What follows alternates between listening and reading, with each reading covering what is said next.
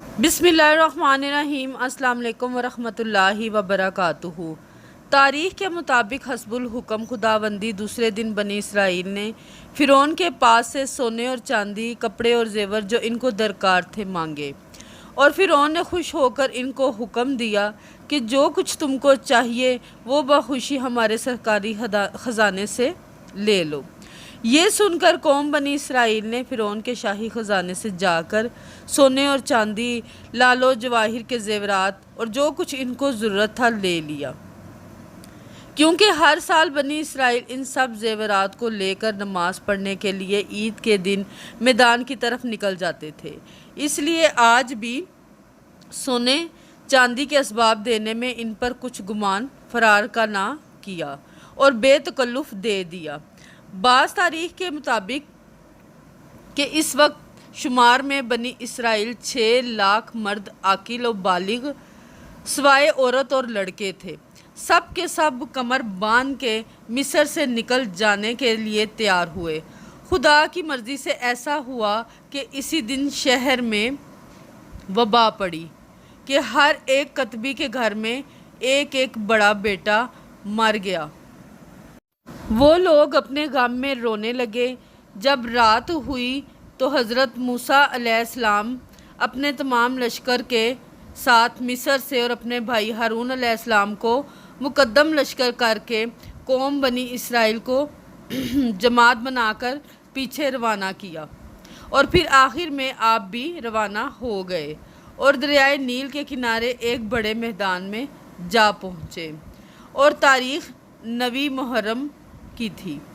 जब सहर हुई तो फ़िरौन को खबर हुई कि हज़रत मूसा और तमाम कौम बनी इसराइल में तुम्हारा माल और मता, सोना चांदी वगैरह लिए शबे गुज़श्ता मिस्र से निकलकर कहीं भाग गए। ये ख़बर सुनकर तमाम शहर में वो अपने अपने सिपा सलार को भेजा। तमाम लश्कर चारों तरफ से शाम के वक्त फ़िरौन के दरवाज़े पर हाज़िर हो गए। इस वक्त 100 अमीर सरदार लश्कर थे और हर एक सरदार के हमरा 100 मर्द जंगी रहते थे, और फ़िरौन ने अपने हमरा 7 लाख गुलाम स्याह पोश लेकर और ख़ुद भी स्याह लिबास पहनकर घोड़े पर सवार होकर वज़ीर हामान को मुकद्दम लश्कर करके हज़रत मूसा अलैहिस्सलाम का पीछा किया और दरियाए नील के किनारे बड़े मैदान की तरफ चल दिए।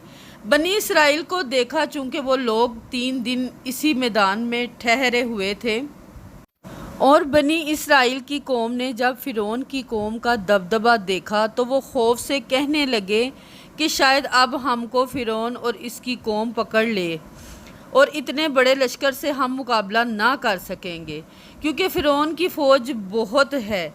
इसी वक्त हज़रत मूसा ने कहा, अल्लाह ताला ने फरमाया, बस जब मुकाबिल हुए दोनों फ़ौजें कहने लगे मूसा के लोग, हम तो पकड़े गए। कहा मूसा ने कि क्यों घबराते हो ऐ मेरे साथियों, रब मेरा मेरे साथ है, वही मुझको राह बताएगा और मुझको और मेरी कौम को बचाएगा इंशाअल्लाह। और फ़िरौन से हमको कुछ डर नहीं। इसी वक्त हज़रत जिब्राईल अलैहिस्सलाम नाजिल हुए और कहने लगे, ए मूसा, अपना ईसा दरियाए नील पर मारो जैसा कि अल्लाह ताला ने फरमाया है। बस जब हुक्म भेजा अल्लाह ताला ने मूसा को तो कहना, अपना ईसा दरिया पर मारो। बस फट गया दरिया और बन गया इसमें एक रास्ता, और पार कर दिया हमने मूसा को और दूसरों को, यानी फ़िरौन को और इसकी लश्कर को गर्क कर दिया। जब हज़रत मूसा ने दरिया में ईसा मारा, पानी फट गया और 12 रास्ते बन गए और 20 पानी के पहाड़ खड़े हो गए। इन्हीं 12 रास्तों से बनी इसराइल के 12 कबीले उतर कर पार हो गए, और इसके पीछे कौम फ़िरौन इन ही रास्तों के ज़रिए कौम बनी इसराइल को पकड़ने के वास्ते दौड़ी। जब वो दरियाए नील के बीचों बीच पहुंची तो वो रास्ते जो खुदा के हुक्म से हज़रत मूसा और इनकी कौम के वास्ते बनाए गए थे ख़त्म कर दिए गए, और सब रास्तों में دریا کا پانی پھیل گیا۔ اور ایک دوسری روایت میں یوں بھی آیا ہے کہ جب حضرت موسیٰ نے دریا پر عصا مارا اور دریا خشک ہو گیا اور اس میں 12 راستے بن گئے، اور بنی اسرائیل 12 قبیلوں پر مشتمل تھے، وہ ہر ایک اپنے اپنے راستے سے نکل گئے۔ اور کچھ دیر بعد فرعون نے جا کر دیکھا کہ دریائے نیل میں 12 راستے بنے ہوئے ہیں اور انہی راستوں سے قوم بنی اسرائیل پار ہوئی ہے۔ تب اس نے سوچا کہ یا تو موسیٰ علیہ السلام کے جادو کی وجہ سے یہ راستے بنے ہوئے ہیں یا معجزہ پیغمبری ہے۔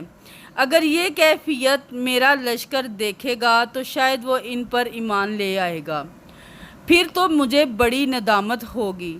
تب اپنے لشکر کو کہا کہ اب ہم کو خوب یقین ہو گیا کہ موسیٰ علیہ السلام بڑا جادوگر ہے۔ دیکھو تو جادو سے دریا کا پانی تک خشک کر دیا اور اپنی قوم کے واسطے 12 راستے بنا لیے، تاکہ لوگ دیکھ کر اس کے خدا پر ایمان لے آئیں اور اس کی نبوت کے قائل ہو جائیں۔ اور دل میں یوں بھی کہتا تھا کہ میری فوج کو دریا میں ان کے پیچھے جانے سے پانی ڈبو دے گا، کیونکہ پانی 2 طرفہ پہاڑ کے معلق کھڑا تھا۔ یہی دل میں پس و پیش کرتا رہا کہ دریا میں اپنا گھوڑا ڈالوں یا نہیں۔ اتنے میں حضرت جبرائیل علیہ السلام ایک گھوڑے پر سوار ہو کر فرعون کے سامنے آ کھڑے ہوئے، اور وہ مردود بھی گھوڑے پر سوار تھا۔ حضرت جبرائیل نے جلدی سے اپنے گھوڑے کو دریا میں ڈال دیا۔ یہ دیکھ کر فرعون بھی اپنا گھوڑا دریا میں ڈال دیا، اور پھر ہر چند اس نے چاہا کہ اپنے گھوڑے کی باگ تھامے، مگر رک نہ سکا، اور فرشتے سواروں نے آ کر لشکر کے گھوڑوں کو چابک مار کر بیچ دریا میں ڈال دیا۔ جب فرعون کا لشکر بیچ دریا کے آ چکا، اس وقت حضرت موسیٰ علیہ السلام نے چاہا کہ دریا میں عصا مار کر ان کی راہ بند کر دیں۔ ندا آئی، اے موسیٰ علیہ السلام۔ اللہ تعالیٰ فرماتا ہے، اے موسیٰ چھوڑ دے دریا، خشک تحقیق و لشکر ڈوبنے والے ہیں۔ تب وہ پانی جو دیوار سا ہو گیا تھا اور ہوا پر معلق تھا، وہی پانی دونوں طرف سے آیا اور پوری قوم کو ڈبو دیا۔ ایک روایت میں ہے کہ فرعون اپنے ڈوبتے وقت کہتا تھا کہ میں ایمان لایا بنی اسرائیل کے خدا کے اوپر اور اس کے رسول پر۔ چنانچہ اللہ تعالیٰ فرماتا ہے، اور پار کیا ہم نے بنی اسرائیل کو دریا سے، پھر پیچھے پڑا ان کے فرعون اور اس کا لشکر شرارت اور زیادتی سے، جب تک کہ پہنچا اس پر دباؤ کہا۔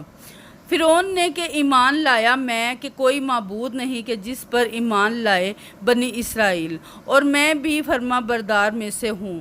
خدا کے فرمانے سے حضرت جبرائیل علیہ السلام نے اس کو کہا۔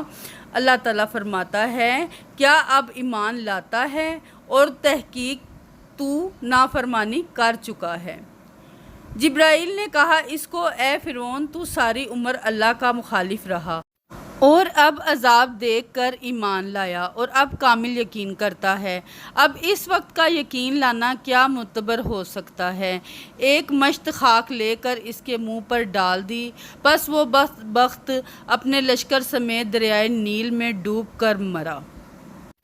اگر آپ کو قصہ الانبیاء پسند آیا تو لائک اور شیئر کر دیں۔